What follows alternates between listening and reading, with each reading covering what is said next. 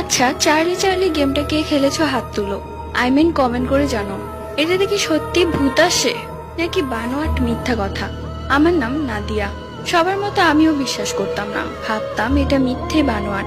তাই আমরা চার বান্ধবী মিলে ঠিক করলাম আমরাও চার্লি চার্লি গেমটা খেলবো। সেই দিন মা খালার বাড়িতে গিয়েছিল, কেননা আমার খালা একটু অসুস্থ ছিল। আর মাঝে মাঝে মা খালার বাড়িতে গিয়ে থাকে। তো আমি আমার বান্ধবীদেরকে বললাম, তুই তোদের মাকে বলবি যে আজকে আমরা আমাদের বাড়িতে পড়বো আর এখানেই থাকবো। কথা মতো ওদের মাও রাজি হয়ে যায়। এরপর আমরা সবাই মিলে রাত 12টার দিকে চার্লি চার্লি গেমটা খেলা শুরু করি। ঘরের দরজা জানালা সব বন্ধ, একটা মোম জ্বালাই, একটা খাতার মধ্যে স্টার আর্ট করি, স্টারের 5 কোণাতে 5টা সেফটি পিন দিয়ে দিই। এরপর আমরা গেমটা শুরু করি। কিছুক্ষণ খেলার পর আমরা অনুভব করি যে কেউ এসেছে।